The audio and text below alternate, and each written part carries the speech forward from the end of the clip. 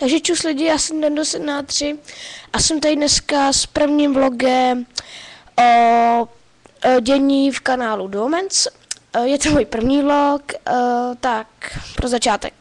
Takhle vypadám. Čau. Takže co je cílem tady toho vlogu? Poděkovat vám za 15 shlédnutí kanálu, což je pro mě a pro kanál Duomens.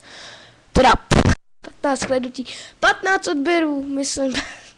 Já jsem trošku nervózní z toho, no nic, ale děkuji vám za 15 odběrů a 753 shlédnutí, mám takový dojem, myslím, že asi jo. No nic, takže cílem tady toho vlogu je vám hodně poděkovat, hlavně vám, no komu jiným, Lubečku, au, trošku bolelo, no nic, ale pro začátek bych vám chtěl říct, že to nahrávám z webové kamery. Podívejte, teď zaznamenám obrazovku.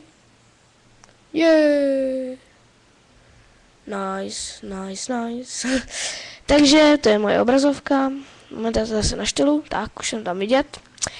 A teď si položím já v duchu pár otázek a řeknu vám je. Takže, jakou budu nahrávat dále hru, až umřu v hardcoreu? No. Mohla by to být hra, která se jmenuje Rage se to píše a vyslovuje se to Rage, což je pecková střílečka. A počkejte, já si tam dám teď plochu a ukážu jí.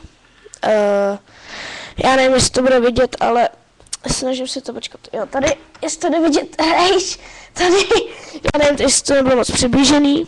A každopádně, si tam dám zpátky, tak, už jsem tady zpátky.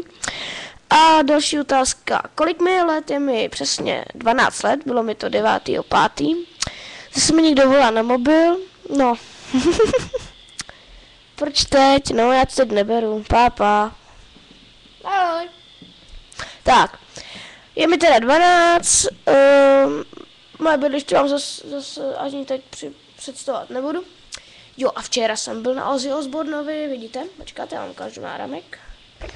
Moment, nahoru, tak, Ozzy Osbourne and Friends and Black Label Society, to je Ozzy Osbourne, to už má 63 let a je to, a ještě to doopravdy umí rozjet a to je asi tak všechno, co bych vám chtěl říct, jenom, že to Rage budu asi nahrávat a to je asi tak všechno z tohoto dnešního vlogu, takže já se s váma loučím, já jsem Dando73.